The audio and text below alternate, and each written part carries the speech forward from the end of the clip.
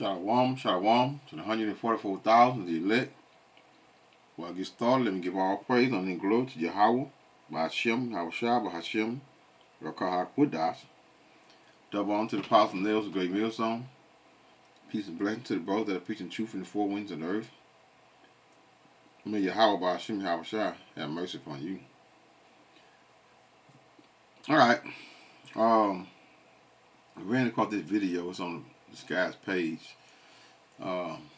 Sound like he looks like a sound and looks like a foreigner. The name of the page is Millennium 7 History Tech. Alright. The name of the video, Now I Am Scared. The new Auschwitz missile attack on the Dnipro. Alright, he gonna go in who can explain Esau's missile system better than Esau Edom. So let's hear him out. Then I got another video I want to play concerning it as well. Let me turn it up a bit. Okay, here we go.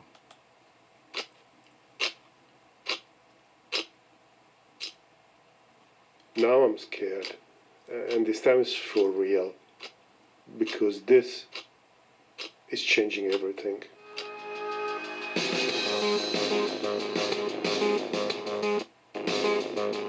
On the 20th of November 2024, a few days ago, there has been a missile attack on the Ukrainian factory PA Pivdenmash, previously known as Yuzmash.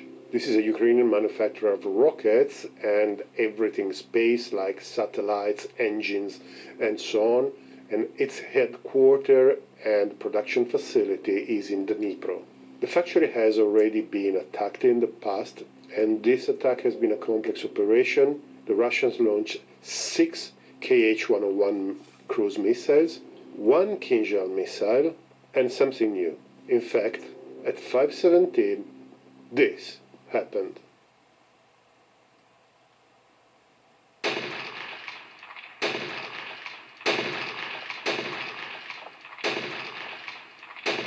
Just after the attack, rumors started to bounce around on the internet.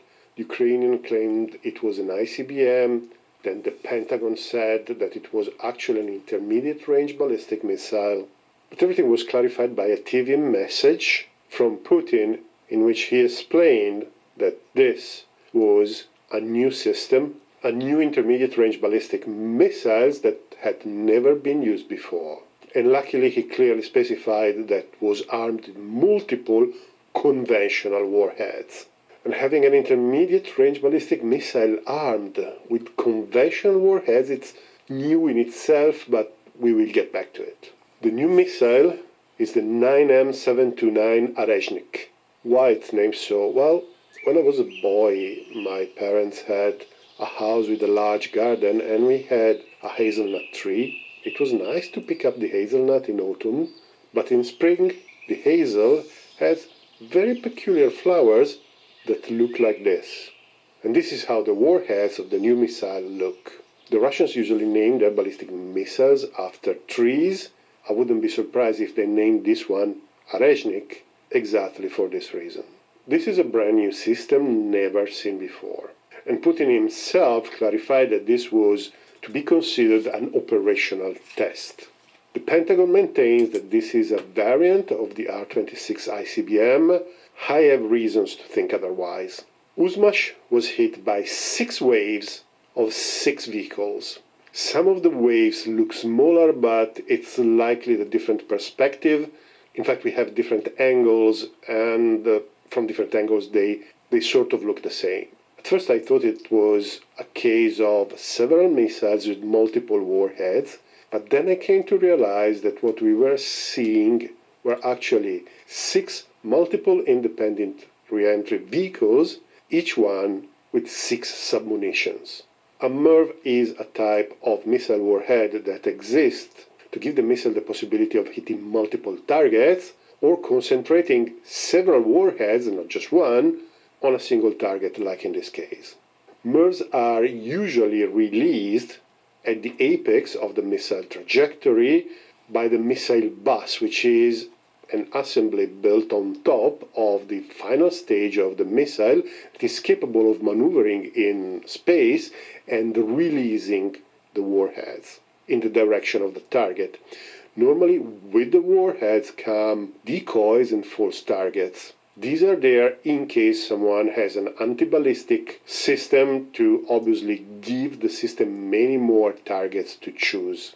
These are generally small metallic radar reflector, either inflatable or not. But these decoys could also be active systems, and we know that the Russians actually use active decoys. The Iskander. This is the reason why Slovakia. I've canceled my internet subscription.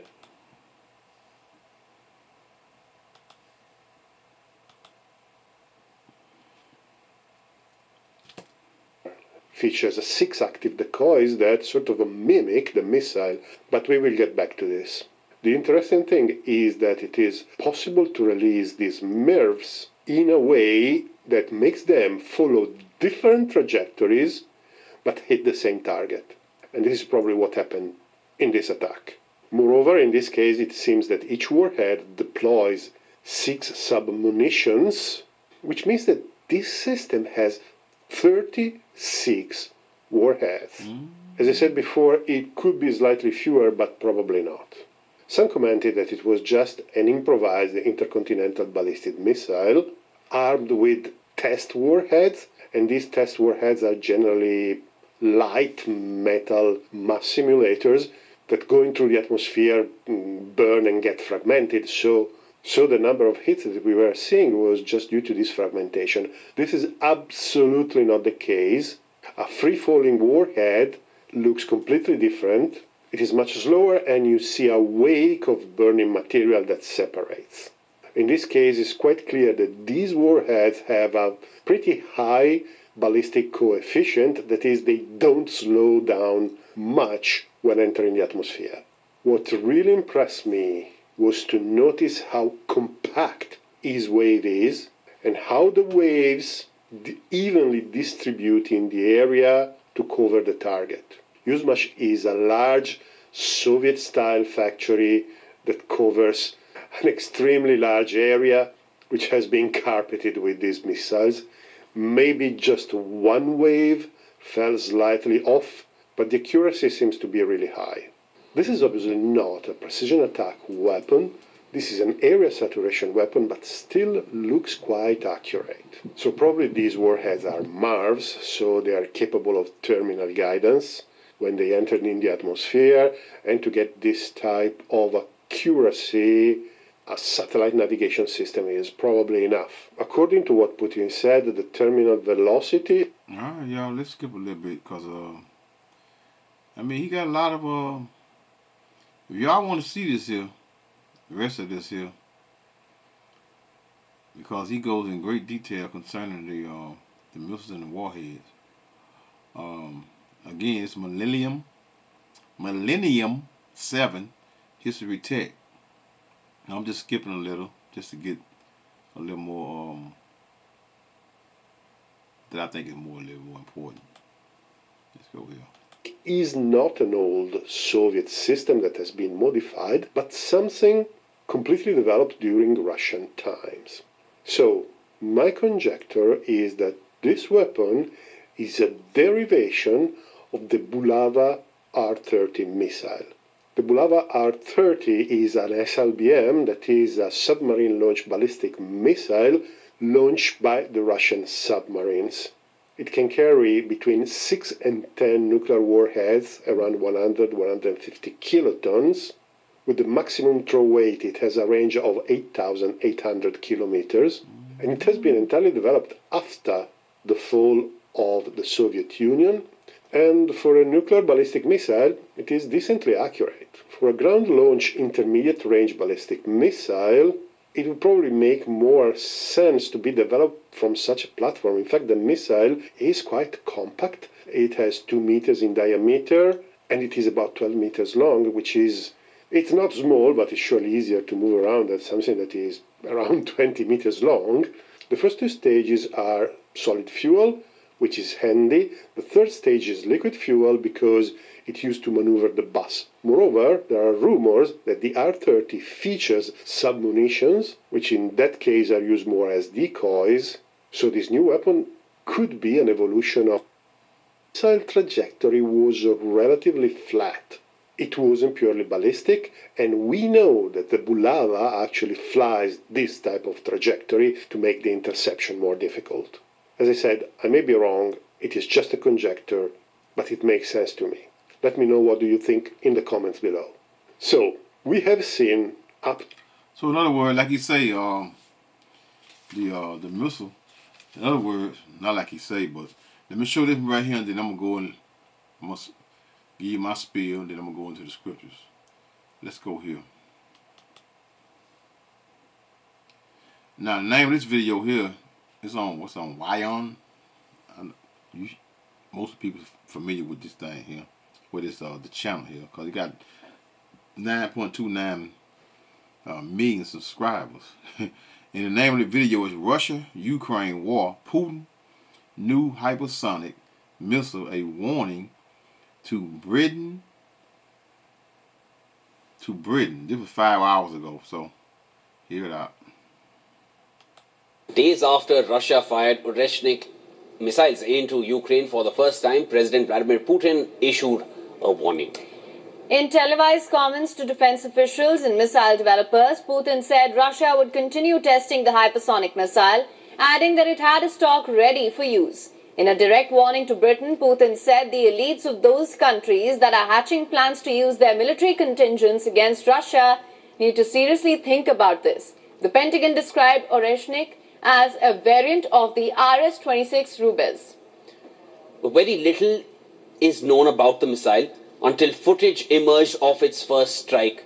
In the footage, Oreshnik appeared to have multiple independently targetable re-entry vehicles, MIRVs, and these are separate warheads which are able to hit different targets, which gives one missile enormous destructive power, hitting several different points at the same time. Experts described Oreshnik as an experimental hybrid missile that sits in a category between intercontinental and intermediate range missiles. This means it has a range of around 3,000 miles, easily enough to strike Britain. In the televised address, Putin had claimed that the missile was capable of carrying both a conventional payload or a nuclear warhead, and that it could easily dodge anti-missile systems. The Oreshnik is fast and it is stealthy. Putin said that the missile can fly at 10 times the speed of sound and cannot be shot down by any air defense system. Ukraine's military intelligence said that the missile was fired from the 4th Missile Test Range, Kapustnya, in Russia's Astrakhan region, and flew 15 minutes before striking Dnipro. Mick Ryan, a military analyst and a retired Australian Major General cited by The Telegraph, said that by unveiling the Oreshnik with a strike on Dnipro, Putin was sending a strong message. That being that it can use these against almost any target in Europe. Experts say the missile can strike Britain in 20 minutes. There it is, y'all. So it hit Poland in 12 minutes. And it will hit UK in 20 minutes. So there we go. And Poland in 12 minutes.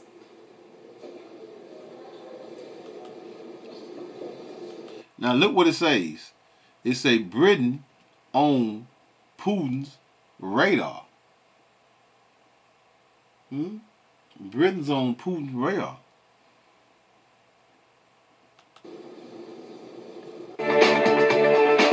So now let's go back. Let me get this thing here. Yeah, she's heating up real good, y'all. She's heating up real good. I'm gonna leave this up there. They heating up real good, y'all. And everybody's comfortable, laying back. Nobody's really worried. You know, it appears that UK, they say UK, Britain, you know, they Poland is in the scope of Russia, but we all know that the main target will and gonna be U.S. You know, the strategy and who's gonna get hit and who ain't gonna get a hit and all that. They all may get hit at once, you know, a little here and there, but no one really knows. But what we truly know that America is gonna get destroyed. Babylon, we know this, right? Can't predict how each and every country will get hit. Can't predict what country will get hit. Can't predict what country won't get hit. But being that is a World War III, and we're having many proxy wars, that's always a possibility that all may get hit to a certain degree. But no one is going to get hit like America. America going to be desolate. Israel is going to get hit. It's going to get desolated too. It's going to get desolated, but guess what? It's going to get built back up because we're going back into that land once all of the madness is over with these Gentiles, which is the other nations. So let's go to a Revelation, right? I'm going to Revelations. Notice that the Heavenly Father, Yahweh by Hashem Yahushua, still controls all things, and nothing will happen until the four angels on the four corners of the earth are holding back the winds. And those winds is what? It's the destruction of, holding back the destruction of the earth. And it reads, this is Revelation 7:1. And after these things, I saw four angels standing on the four corners of the earth, holding the four winds, meaning what? The destruction of the earth, that the wind should not blow on the earth, nor on the sea, nor on what? On any tree. So nothing will be destroyed until the Heavenly Father requires it to be destroyed. Jeremiah 51:1. Thus saith the Lord Yahweh, behold, I will raise up against Babylon and against them that dwell in the midst of them that rise up against me, a destroying wind. And that's what? That's the day of the Lord. That's the day of the Lord to do what? His will. And will send unto Babylon, which is America, the daughter of Babylon, fanners. And those fanners are going to be what? Foreigners, which is what? Enemies. Fanners that shall fan her and shall empty her land, for in the day of trouble they shall be against her round about. So they won't escape.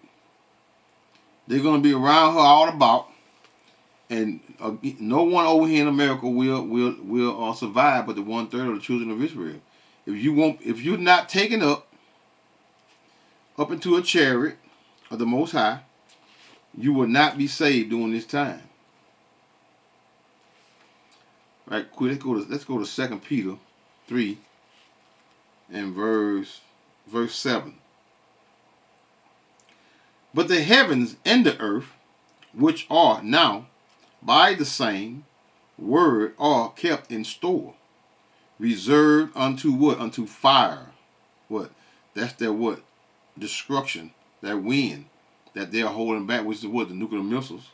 Right? Fire against the day of judgment, and perdition of ungodly men.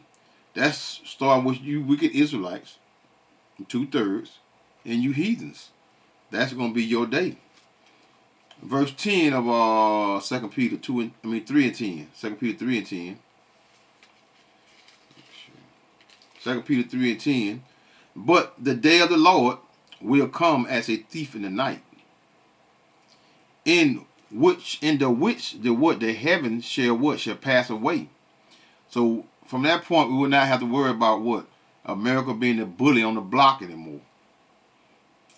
With a great noise, and the elements shall melt with what? Fervent heat. Those are the ICBM missiles. The earth also and the works that are therein shall what? Shall be burned up. So no one is going to be saved during that time, because again, America is going to get it like no other. Real quick, let's go to Revelations. I was on 7. Let's go to Revelation 8 and verse 5. And the angel took the censer and filled it with fire of the altar. Now, America is an altar that's going to what? That's going to burn.